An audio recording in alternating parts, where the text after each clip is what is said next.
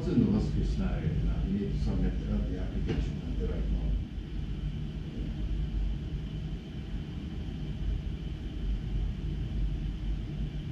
Oh, we already are having the live audiences. Okay. Yeah. Hi, Rima. Hi, Madni.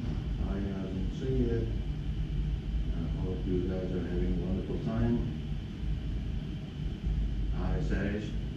I hope you guys are having a wonderful time. We are just saying goodbye to summer here in Toronto.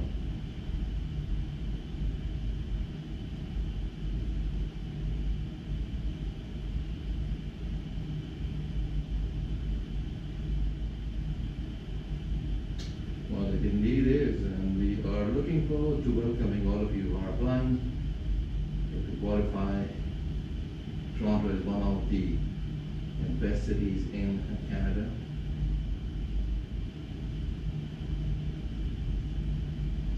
So this view is actually, we are looking south toward Lake Ontario. You can see the CN Tower in the background. And so our building is actually on the King Street in downtown core, King and Bay. It's the intersection of King Street and Bay Street, right at the corner. And because the building is tall and we are on the 57th floor, the view is quite nice from here.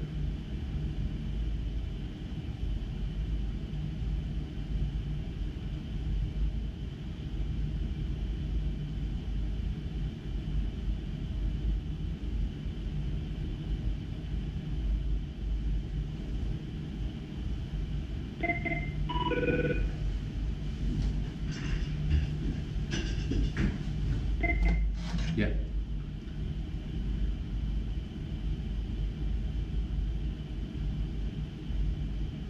Right, yeah, sometimes they get confused, but it's good to know that they are in the building, right? Maybe. Okay, great. Thanks, Kathleen. Thank you.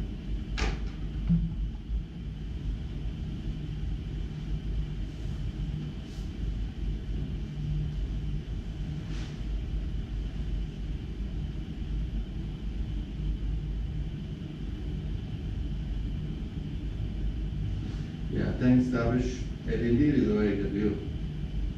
Dr. Khan, hello.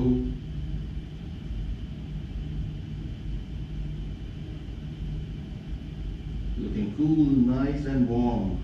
If the car is quite nice and warm. And in Canada, people appreciate summer a lot because they have to endure a long and sometimes depressing winter. So this time of the year is actually about to, the summer is about to end. So that's why people are a little, I would say, anxious to make use of the summer as much as possible.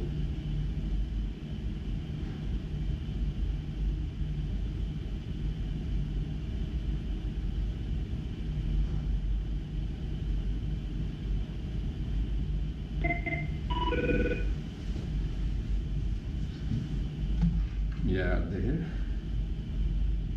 Okay, thanks.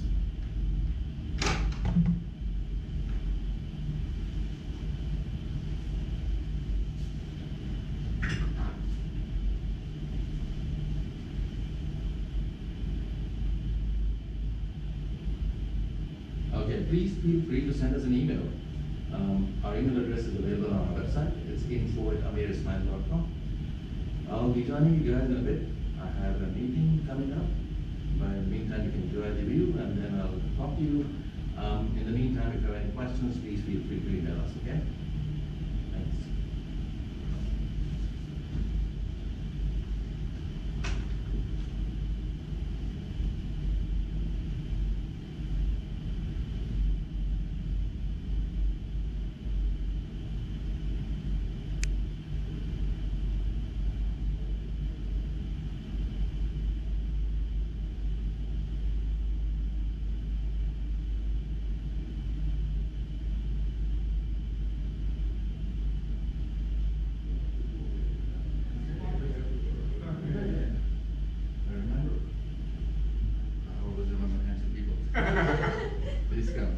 last time is my case, this time is his Yeah, I case. think it was your Yeah, student visa or something. No, or- my husband and me and him, we three of us. Oh yeah, there was one more person. Yeah. I remember. That's my husband. Okay, great.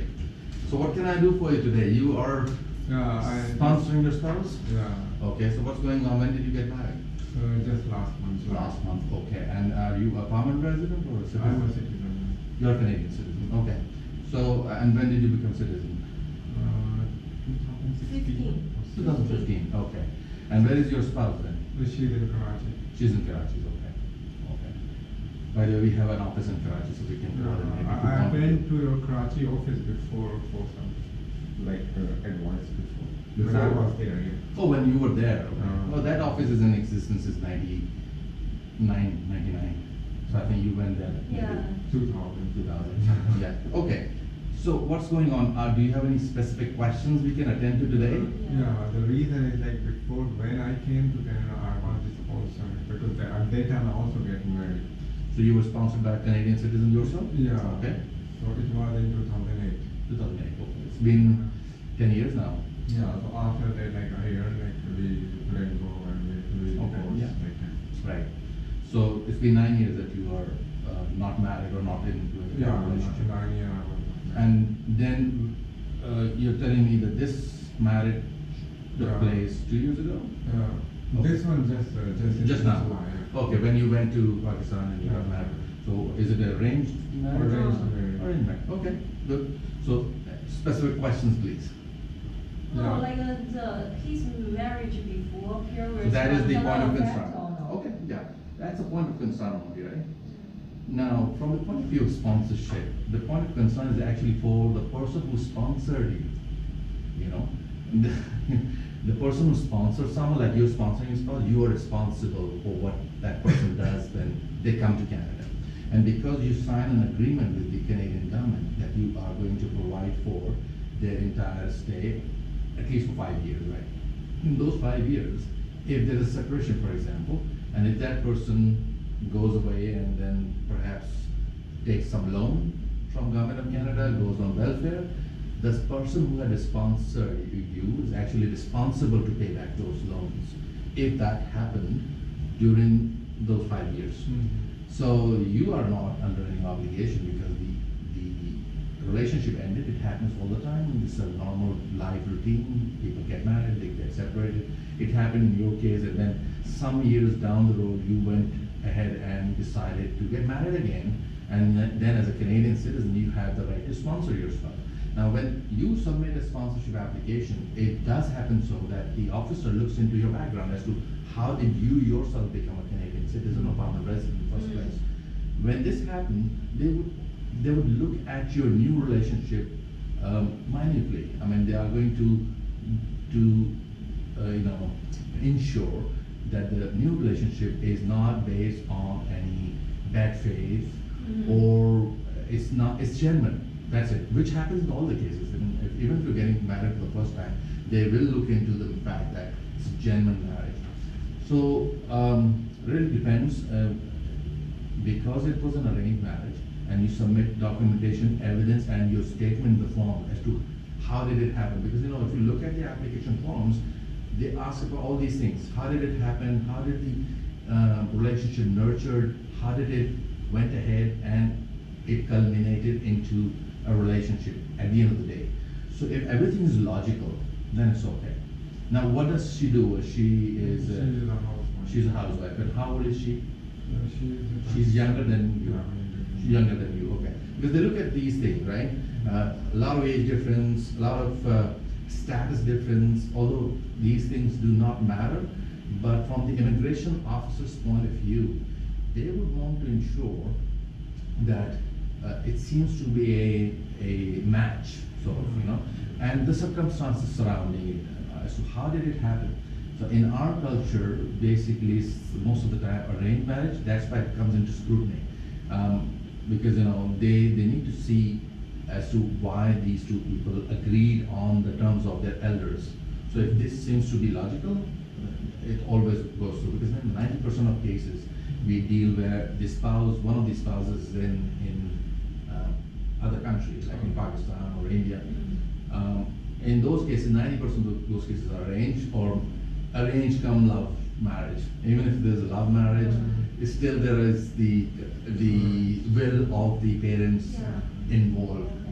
So what kind of evidence like he need to submit? Yeah, if you look at the checklist of documents, they will ask for example, photographs of the events. Identify the people in those photographs. Enlist those people in the form, right? And they even ask the question, did your parent attend the ceremony? And if your answer is no, provide the reason why. Because maybe they were not agreeing, right? But you have to come up with a reason clearly as to why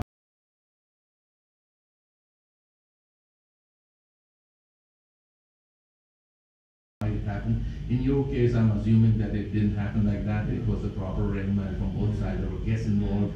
There were ceremonies that happens all the time, you know, and at least a reception, walima after the nikah ceremony. And then, how much time did you spend with her after marriage? After wedding, I get married on 7th, and then I come back on 23rd. 23rd. So in that time, did you travel together somewhere? They traveled somewhere. Honeymoon and all? Yeah, so maybe you took some pictures, maybe you have updated your social media status as well. Yeah, showing both of you are married. So they go into all these things, right? They go into social media, they go into all the statement. All you need to do is to avoid contradiction. If you're saying something, if you're stating a paragraph that I met with her for the first time at her parents' house when my parents and me went there for the request for the rishta, right? But somewhere else in the paragraph you also are mentioning that, you know, because in 2012 I had a meeting with her, so I liked her so much, that kind of a thing. So they look at it from the point of view of a logical statement without any loopholes or contradictions. And if everything seems to be falling in place, they would assume that yes, the marriage is genuine. The other aspect, or the legal aspect, is that you are genuinely interested, you are truthful, you have actually entered into a marriage contract honestly. But they also look at the other side, whether there is a bad faith. For example, the person who's being sponsored is actually just doing it for the sake of gaining status, or is it a later on there's a separation, that's something else, because it happens, right? You can't predict as to how the relationship is going to go ahead. You can't do that. You can't look into the future. But because you are sponsoring someone, they would look into their statement as well, because they also submit their own set of applications. So there are two applications, right? One is the sponsorship application, the other set is the permanent residence application. They look at it, and if they find something contradictory, so they ask the applicant to come for an interview. They will not interview you ever, because you are the Canadian citizen. All you need to do is to meet the sponsorship criteria, which is you need to be 18 years of age, you need to be, you know, not involved into any security problems, criminal problems, or have not been involved in any domestic problems. By the way, I need to ask you that question, so don't get offended. Everything was smooth here. There was no domestic problems or no fights, nothing, no reports. Okay, so because you know they look into that. So I think it should be a. So they're gonna like interview his wife, right? Only if required, Okay. because you know anyone who wants to come to Canada has to submit a permanent residence application for permanent residence. He is only submitting the sponsorship. He wants to ask the Canadian government that I'm a married person, I have the right to sponsor my wife. Am I eligible or not? And they're going to send a separate acknowledgement and approval. Then they are also going to look into her application for permanent residence, whether she's being sponsored by someone who's a Canadian citizen, permanent resident or not, and her own medical. And she has married for the first time. Yeah. Okay. So that's perfectly fine. But before their ceremony, they even didn't talk. Yes. So it But are you doesn't matter, maintaining right? contact now? No. So you have the record of all the, maybe, you know, social media postings and WhatsApp conversation, don't delete them. You keep them for not only for the sake of your own record, but also for the viewing, whatever you can share basically. It's not that, you know, you share every intimate moment, but anything and everything that you feel that, you know, on a daily basis even, you know, you're saying hi and good morning and stuff. So that needs to be there. Email correspondence, any greeting cards that you may share. These days, no one does that, but maybe if you're sending some money or Eid or Yeah, that's you know, what I'm doing right now. I'm Yeah. sending her the monthly. yeah, amount. gifts, exchange. If she had given you something, photocopy of that, receipt of those, you know, no one keeps it, but for the purpose of this, you might want to assemble all those items to show that there's a bond. Okay. Now, has the receipt been done? Yeah, yeah. And is she residing with your parents then? Yeah. Okay, so naturally, a change of address would indicate, like, you know, a police certificate would indicate change of address. Because sometimes that, which area are they located? North Karachi. North Karachi. I think we discussed that earlier as well. Which sector is that? North Karachi is the very north of the Karachi. Yeah, which is, what sector is it? Sector? Oh, sector 5B. Sector 5B, right? So it's basically district central. Yeah. Khwaja Ajmer Nagri Yeah. is the police station, right? Khwaja Ajmer Nagri police station, and was she residing in the same area before? Oh no, she was living in Paposh. Paposh is Nazmabad, right? Yeah. Nazmabad is Nazmabad 7, I guess. So Nazmabad is actually district central, or still district central, but the jurisdiction of Thana is different, basically. But she has no ID card before. Okay, so So has she made it? She just married. How and- many- How many Change years do you address. 27. 27. So you made the ID card with your name? Yeah, with my name. Okay. So basically what happens when you deal with the police, you tell them, I've been residing here for the last so many years, Oh, just and tell they them look it's into the record, if there was any record. Basically, women, of course, don't go to police stations, it's not a good place to go anyways. So you're gonna ask someone on your behalf to help her, and someone's gonna go there, but you need to maintain the correct dates, because I'm assuming that she was residing in Paposh since the age of 18 maybe.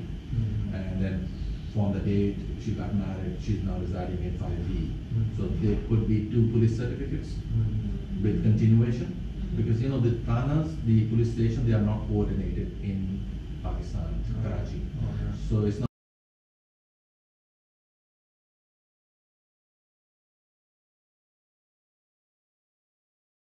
like countries like China or a first world country like US, where only one police certificate would be sufficient. Yeah. It's covering everything, because everything is networked. Yeah, Any report right. inputted, it can be accessed anywhere. Here in our countries, even two lanes apart, if someone has done something, the other people wouldn't know. It's not good because it's not reported, it's not coordinated, even if it's reported, it's not coordinated. So they would look into the continuation. And I think that should be okay, because it makes sense. The Rukhsati has already been done, and she has resided with you basically, and traveled with you. And where did you go, by the way? Northern area. Northern area. So you must have kept the record of the hotel accommodation. and Yeah, I travel have like a receipt. receipts. So receipts would be fine. Okay. Yeah, but the time I applied, that time I also made the police certificate. I remember I just have a one. I think we went to the Aziza Band. They have Yeah, a because you certificate. resided in the same area, right? No, I live still there, but Yeah. they have like some. So basically, there are thanas, Oh. and then there is a central office, Oh, right? okay. We call it SSP offices, Yeah, yeah. which cover border area. Yeah. So if it states that you've been residing in these areas, things have changed now. There have been refusals based on the fact that you did not provide complete documentation. So why to give them a chance, right? They can clearly see that the address has changed. So we should provide them one certificate from the main office stating that this person has resided at this address from this date to this date, and now from this date to date, residing in 5B. So one certificate would also be okay, then you don't have to run for two certificates. As long as it satisfies that the police authorities are saying that all the addresses that the person has mentioned, the phones, there is no record. There's no adverse record. One more question. Sure. Because he just married last month, right? Right. So you think he should apply his wife right now? Right now, yes.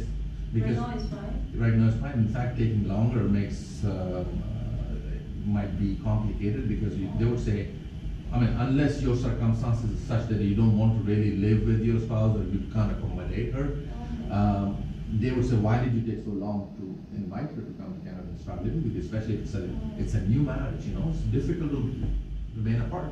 Oh, It's a new relationship, you want to be together. Okay. Later on, of course, when the time has passed, you can afford to live separate as well for job purposes, whatever. But you think even his whereas marriage won't affect this one. Won't affect it all. Oh. Won't affect it all. And he was sponsored.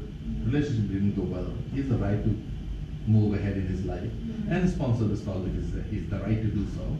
All he needs to do is to convince that it's a genuine marriage and everything is in order. Not a problem. And you can sponsor regular. Now, are you working? Yeah, we're working on Canada Post right now. Canada Post. Okay. And what is the yearly income approximately? Around 42,000. Now that needs to be documented as well. Although it's not a requirement for spousal applications, they don't look into your income bracket, but they would still want to know as to what you're doing. Do you have an accommodation stuff? And because she's a housewife, is she educated as well? She not that much. Not that much. Okay. Yeah. I mean, has she done her high school then? Yeah, she done high school. She inter. She has done intermediate. So maybe when we submit the application, we always highlight the fact that the person who's being sponsored is not going to be a burden on Canadian system. Although he might not be that highly educated, but she might have the motivation of improving her educational qualification when she comes here.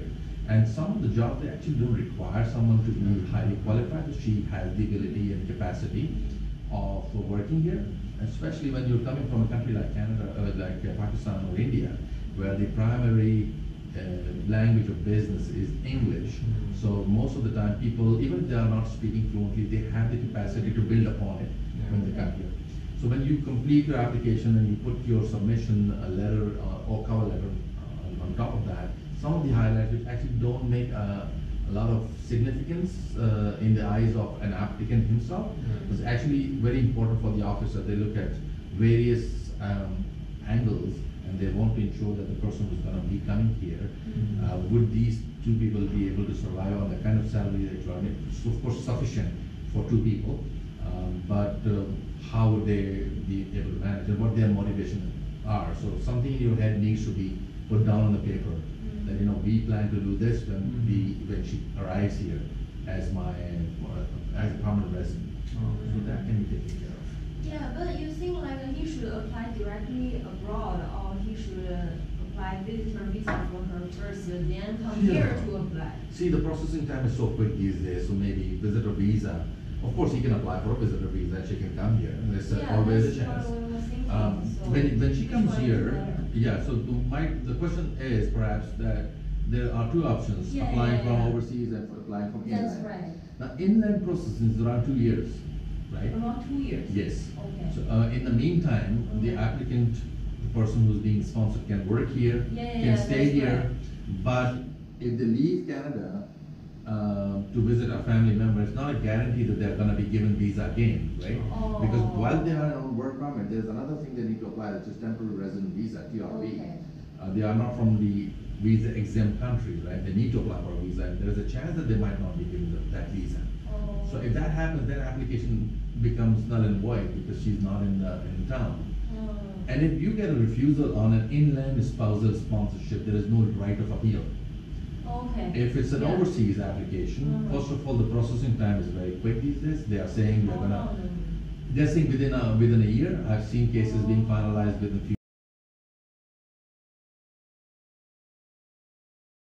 few months, but a year maximum, and you have the right of appeal as well. She can apply for a visitor visa. Like, application is overseas, but if you want to meet with her, if you want her to come here to stay with you for a little while the application is being processed, she can come on a visitor visa, right? That visa might not be given, but still you have the right to apply, right? Explaining them the circumstances of a newly wed couple, right? And they want to be together. They have already applied for immigration, which is going to take a while. I know what you mean. So she wants to come here for two months, maybe 3 months. She's going to go back, and when she finally gets a permanent residence, she's going to come back again. So that can be done. But if you want her to come on a visitor visa, of course, visitor visa needs to be applied in first place. In both the cases, visitor visa needs to be applied for her to come. If that visa is refused, you have lost time, right? And then you submit an overseas application. You're hoping that she comes here and then you apply. So maybe it's a good idea to apply for overseas. Then if you feel that you don't have any trips coming ahead, that you can't go, leave the job, so she might want to come, that might be a good arrangement. So you submit a visitor visa application, and she comes here, she stays, they allow 6 months to stay anyways, right? Oh, yeah. So if she's already here, for example, if she's already here and application finalizes, she doesn't have to go back. Oh, She needs really? she needs to advise the immigration authority that the applicant is already here in Canada. Oh. So they do the landing here then. Oh. There are two ways to land, you go to border, you exit Canada, there's a flag pole, we call it flag pole, there's a flag, Canada and US. You go, enter into US, technically, not entering, but technically, you are entering the US and re-entering Canada, and this time you face the immigration officer again, and they say, what are you doing? I'm coming as a permanent resident, because you're gonna drive her, right? You're gonna just drive her and coming back, she would enter as a permanent resident, you were gonna present the visa. So, that this is one option. The other option is that you inform them that can't go to the border, so they then schedule a landing procedure here say in Toronto. So we have an office in Etobicoke, we have an office in St. Clair, we have an office in Hamilton. So you go there, they interview you, they stamp, and they do the landing right there within Canada. So that perhaps could be done if you want to. Otherwise, people just submit the application, they wait, they get the visa, you go and bring her, or she comes alone, whatever is convenient. Okay. Yeah. So if we apply from you, how about the fee? Well, there are two applications, so we quote both the applications separately, but of course you're paying combined. We usually charge $4,500, right? US dollars, right? US dollar. Yeah, not Canadian. US dollars. So what you're gonna do is, because I knew that this is gonna happen, you're gonna be having that kind of rate. First of all, the fee that you're paid for today's consultation, which is $350 Canadian. 350, right? 325. No, US dollar. So this is US, okay. Okay. So this is going to be adjusted fully.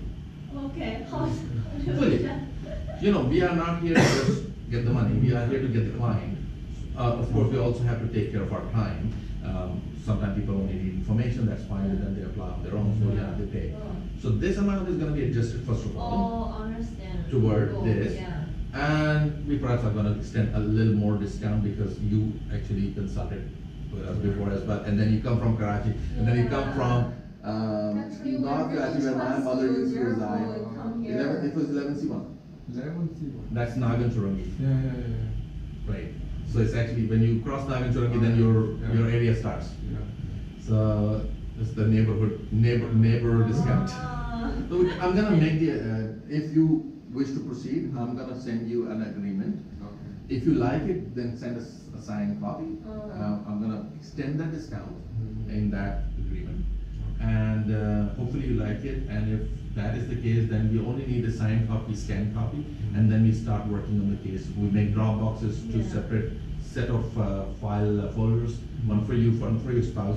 My Karachi office is gonna get involved to gather documents. Most of the time she doesn't have to visit the Karachi office at all because we need everything in scanned format.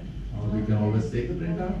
Forms she needs to sign, of course we can send her the finalized form for her signatures, or our Karachi office can print it off, courier it to her. She can sign, send it back to Karachi, Karachi can send here, or she can send logistics is not a problem because the same city and she's there.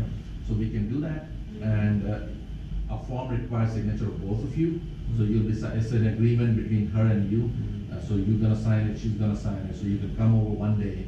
We can spread across all the forms, check it, and you can sign those which are needed to be signed by you. She will have already signed those, and we look at the supporting documents and we gather it and we submit it with our legal submission, and then we look forward for a conclusion.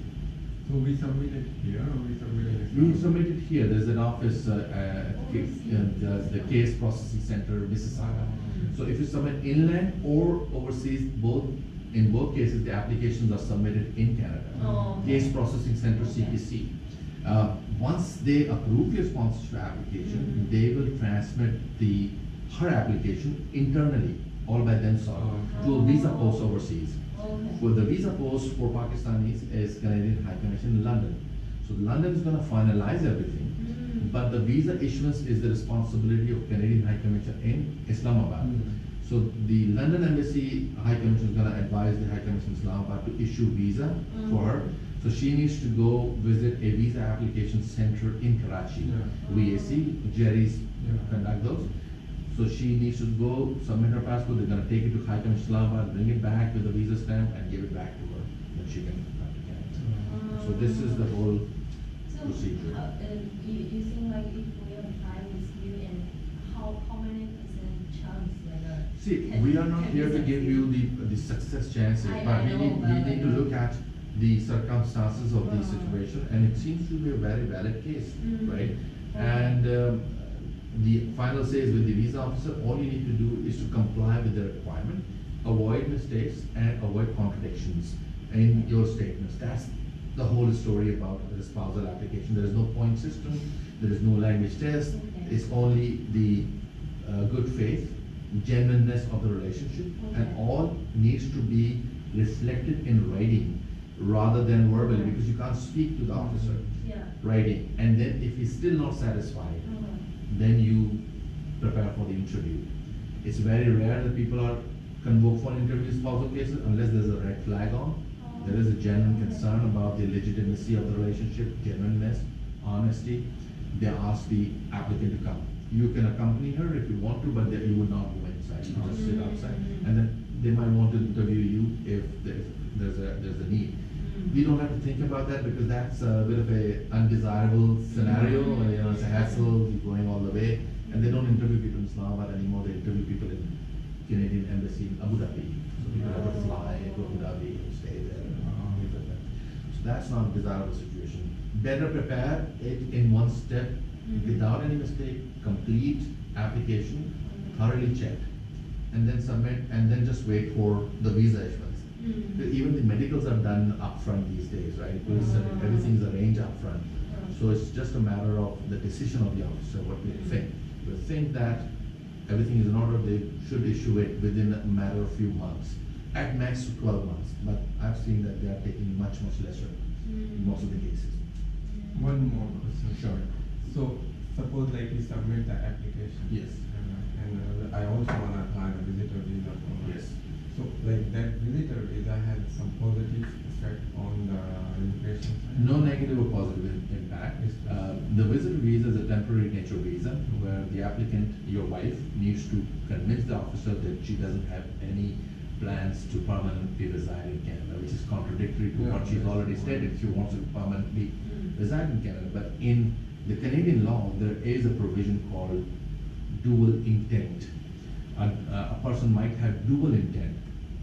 The person might want to migrate to Canada permanently, but may still have a short-term requirement of traveling to Canada. So wants to go and come back, doesn't want to stay right now.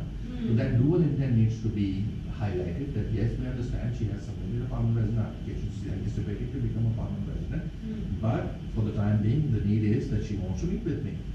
She wants to come here. We are a newlywed couple, and that takes a while. So please understand and grant it. We hope that you will understand. Right? So you pull the strings of their heart, because they're also human beings, right? Yeah. You tell them that no, it's very difficult to stay apart, and I'm unable to travel. I have job commitments. Can't just leave and meet with them. And I really want her to come over here. It might give her a little bit of idea about the Canadian environment. She might get some adaptability, that kind of a thing. And then you hope for the best. There are refusals, but it's a very, I would say, ridiculous reason to refuse a spouse based on the fact that she has applied for permanent residence. She's gonna get it anyway, right? Yeah. So why to just give people a hard time? Yeah. Let them be together, right? Family reunification is one fundamental thing mentioned in the Immigration and Refugee Protection Act in the law. It's enshrined in the law. You need to highlight that. Family reunification is your prime focus. So I believe you will consider the request of this couple and issue them. So we have been able to successfully process even the visitor visa applications as well. But our success rate in spousal application has been 100%. because first of all, we don't take up the cases which seem to be non-genuine. Oh, okay. That seems to be, it's clear, you know, someone, we just rejected one of the cases, and the guy was after us. He was residing in one of the villages in Punjab, and he got in touch with a Canadian white woman here, and she's like 60 and he's like 24, 25. Oh. I mean, yeah, I mean, they might be in genuine love, but you know, at the end of the day, if it's a refusal, it's one refusal in my record. Why to do that, right? Yeah. So I respectfully asked him, although the lady was always calling me and asking me to assist for his visitor visa first, and then she's gonna sponsor, because I'm sure she had the concern that she wanted to test him to see whether he's genuine or not, instead of directly sponsoring.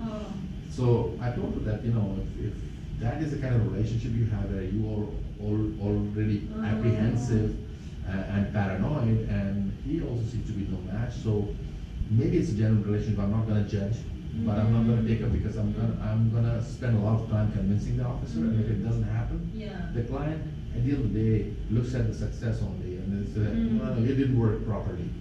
So, you know, don't worry. But this is a good case, and I will be happy to assist. So, So yeah. you guys can also apply visitor visa as well, right? Yeah, basically any visa that you need assistance in, you can authorize a licensed representative, basically.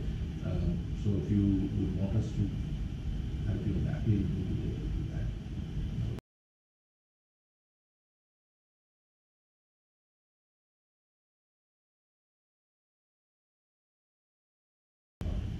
Okay.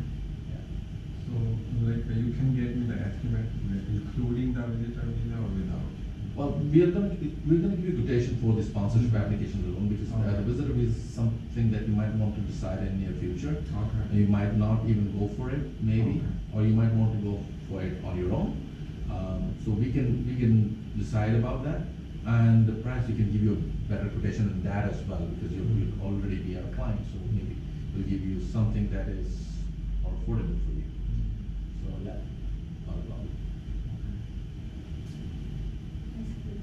Well, were you referred by someone when the first time you No, the first, cause he visited your office before in Karachi. So therefore, So you remember, right? Yeah. Okay, okay. At that time it was a case like I